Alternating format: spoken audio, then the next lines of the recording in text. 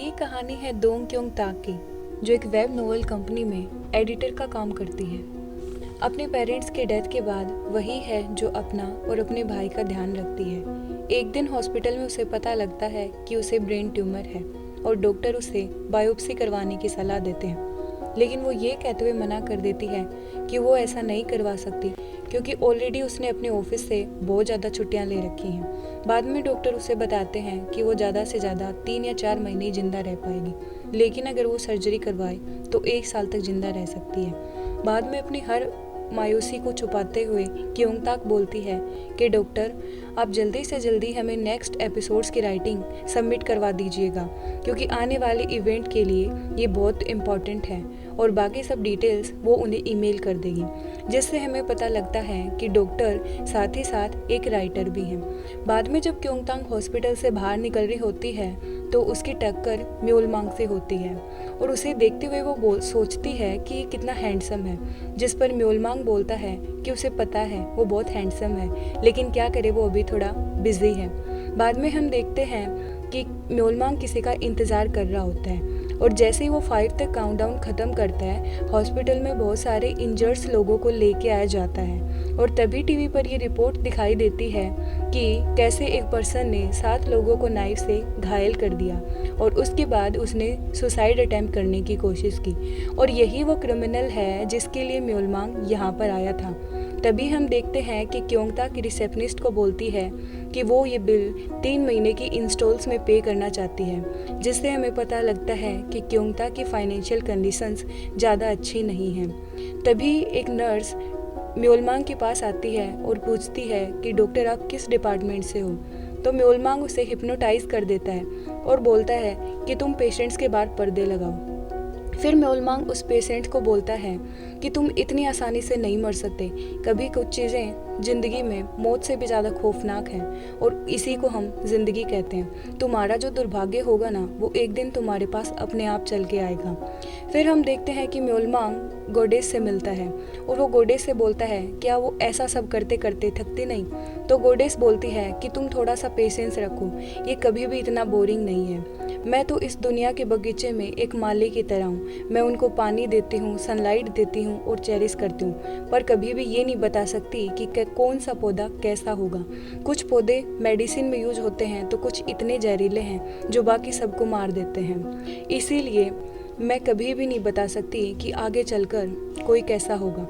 बाद में म्योलमांग बोलता है कि आपके इस बगीचे में उसका किरदार क्या है? तो गोडेस बोलती है कि वो एक तितली की तरह है। तभी हमें पता लगता है कि आज म्योलमांग का बर्थडे है, तो गोडेस बोलती है कि वो ज़्यादा से ज़्यादा इतना ही कर सकती है कि आज के दिन म्योलमांग किसी की विश बन जाए। लेकिन आखिर ऐसा है कौन जो एक विनाश को बर्थडे के दिन बुलाएगा? आगे हम देखते हैं कि क्योंग ताक बस स्टैंड पर बस का इंतज़ार कर रही होती है। तभी उसके पास उसके बॉयफ्रेंड का फ़ोन आता है जो उसे मिलने के लिए उसी कैफ़े में बुलाता है जहां पर वो पहली बार मिले थे। लेकिन कैफ़े पहुंचने पर नज़ारा बिल्कुल ही अलग होता है। पता लगता है कि उसका बॉयफ्रेंड उस पर चीट कर रहा था और उसके पहले से ही एक वाइफ और एक बच्चा भी है। तब हम देखते हैं कि उसकी वाइफ उसे बहुत ही इंसल्ट करती है और वो बोलती है कि तुमने एडल्ट्री जैसा क्राइम किया है, तुम्हारे जैसे लोगों को तो जिंदा ही नहीं रहना चाहिए। लेकिन इस पर भी क्योंग ताक बिल्कुल भी नाराज़ नहीं होती और वो बोलती है कि कम से कम आपके पास कुछ तो ऐसा है जिसे आप ब्लेम कर सकती हो। लेकिन आखिर क्योंग ताक किसे ब्लेम करें? उसके बाद हम देखते हैं कि उन लेडीज़ की जब तबीयत खराब होती है तो क्योंग ताक उसे हॉस्पिटल लेके जाती है।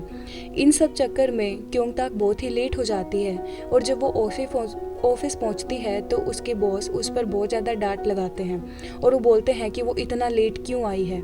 तभी हम देखते हैं कि वो वीडियो वायरल हो जाता है जिसमें क्योंग ताक उस लेडी से बात कर रही होती है और सब बोलते हैं कि जो एडल्ट्री जैसा क्राइम करते हैं इन लोगों को तो कड़ी से कड़ी सज़ा मिलनी चाहिए। इस बात पर क्योंग ताक बहुत ही गुस्सा होती है और वो बोलती है आखिर आज के दिन ही सभी उसके साथ ऐसा बिहेव क्यों कर रहे हैं, और वो अपने बॉस को बोलती है कि उसे आज एक दिन की छुट्टी चाहिए। जब वो ऑफिस से बाहर आती है तभी बारिश होने लग जाती है और सिर्फ क्योंग ताक के पास ही छाता नहीं होता। तभी उसके पास उसके भाई का फ़ोन आता है जो उसे बोलता है कि उसने किसी की गाड़ी को हिट कर दिया और उसे कुछ पैसे चाहिए थे, जिस पर क्योंगताक उसे बोलती है कि कम से कम उसे आज के दिन तो ऐसा नहीं करना चाहिए क्योंकि आज उसके पेरेंट्स की डेथ एनिवर्सरी है। और हम ये भी जान पाते हैं कि उसका भाई कितना झूठ बोल रहा होता है, वो सिर्फ बैठ के वहाँ पे गेम खेल रहा था। फिर क्योंगताक घर पर आ जाती है और वो सब खाना बनाती है और अपने घर की सफाई करती है। बाद में वो बोलती है कि वो इतने सालों में भूल ही चुकी है कि आखिर आंसू चीज़ क्या होती है और ये सारे दर्द ही उसके अंदर ट्यूमर बन गया है। फिर हम देखते हैं कि उसके पास फ़ोन आता है कि उसने अपना एजुकेशन लोन पे नहीं किया है और उसे वो जल्दी से जल्दी पे करना होगा। लेकिन इस बात पर क्योंगताक का सब्र का बांध टूट जाता है और वो रोने लगती है। तभी हम देखते हैं कि आसमान में तारे टूट रहे होते हैं और टूटे हुए तारों को देखकर क्योंगताक बोलती है कि ये दुनिया ख़त्म क्यों नहीं हो जाती, और मैं यही विश मांगती हूँ कि इस पूरी दुनिया में सब कुछ तबाह हो जाए, इस पूरी दुनिया में बर्बादी छा जाए। और यही विश क्योंगताक की यही विश म्योलमांग तक पहुंच जाती है और वो बोलता है कि वो इसी विश को पूरा करेगा। जब क्योंगताक सो रही होती है तभी सुबह सुबह उसकी डोरबेल बजती है और वो सोचती है कि सुबह 3 से 4 बजे के बीच डोर पर कौन हो सकता है। लेकिन जब वो डोर पर देखती है तो उसके होश ही उड़ जाते हैं। वो देखती है कि कभी उसे स्विट्जरलैंड के नज़ारे दिखते हैं तो कभी इटली के, और घबराकर वो जल्दी से गेट खोलती है तो वहाँ पर म्योलमांग होता है। वो उसे बोलता है कि वो म्योलमांग है और उसी ने उसे यहाँ पे बुलाया है। वो बिना कुछ कहे सीधा घर के अंदर घुस जाता है और जल्दी से बोलता है कि तुम जल्दी से मुझे बता दो तुम्हें कौन सी विश पूरी करनी है। क्योंगताक उसे पूछती आखिर वो कौन है और वो उसके घर में क्यों आया है। तो वो बोलता है कि तुमने ही तो मुझे बुलाया था, कि तुमने ये विश नहीं मांगी कि तुम चाहती हो पूरी दुनिया बर्बाद हो जाए।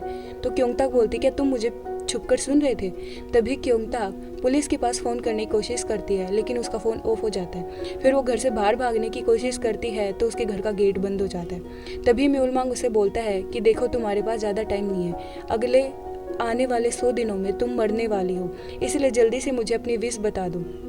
तो क्योंगताक उसे बोलती है क्या वो डॉक्टर से है। तो बोलते तुम्हें लगता है कि एक डॉक्टर इतना एग्जैक्ट बता देगा कि तुम कब मरने वाली हो। फिर क्योंगताक को लगता है कि नहीं यार वो तो ये सब हेलुसिनेट कर रही है, नहीं नहीं ये सब उसका वहम है। उसे नहीं पता था कि ऐसे ब्रेन ट्यूमर जैसे डिजीज में उसे इतने सारे हेलुसिनेशन होंगे। इस बात पर म्योलमांग हंसने लग जाता है और बोलता है कि वो समझ सकता है कि उसके लिए ना ये सब इतना आसान नहीं रहता और कभी भी कोई भी इस पर इतना आसानी से बिलीव नहीं करेगा। लेकिन उसका बर्थडे तो अभी भी ख़त्म नहीं हुआ है और वो बैठ के वहाँ पर सारा केक खा जाता है और फिर वहाँ से चला जाता है। तभी हम देखते हैं कि क्योंगताक एक नई जगह पर होती है और वो बोलती है कि ये कौन सी जगह है। तो म्योलमांग उसे बोलता है कि ये उसका घर है। तो बोलती कि तुमने मुझे किडनैप कर लिया।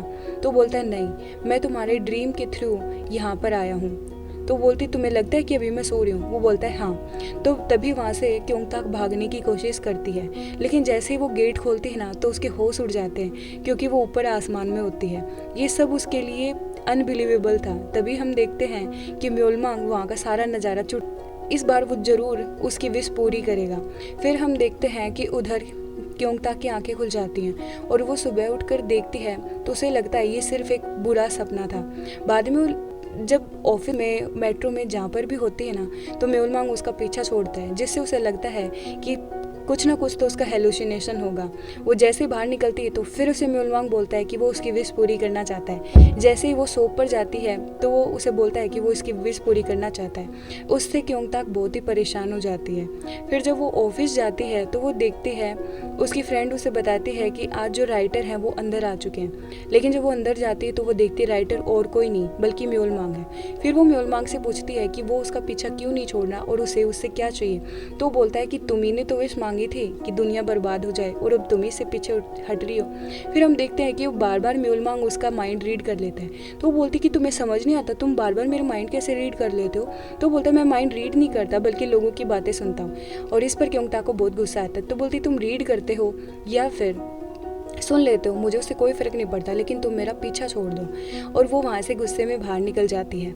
फिर वो अपनी फ्रेंड को फ़ोन करके बताती है कि वो शॉपकीपर नहीं वो डॉक्टर नहीं, वो जर्क है ना, वो मेरे पीछे पड़ गया। और जैसे ही वो सड़क पर होती है ना तो उसके सर में बहुत तेज़ पेन होने लग जाता है जिसकी वजह से वो नीचे गिर जाती है। और हम देखते हैं कि तभी दूसरी तरफ से एक ट्रक बहुत ही तेज़ी से आ रहा होता है और उसे भी यही लगता है कि ये तो उसकी ज़िंदगी का आखिरी दिन है और ये ट्रक उसे वहीं को चल देगा। लेकिन हम देखते हैं कि सामने म्योलमांग खड़ा रहता है और वह एक पल में सब कुछ थमा देता है और बाद में वो धीरे धीरे क्योंगताक के पास आता है और वो उससे बोलता है कि अगर वो चाहे तो आज इस ट्रक के सामने मर सकती है और या फिर वो म्योल मांग का हाथ पकड़ के सब कुछ चेंज कर सकती है।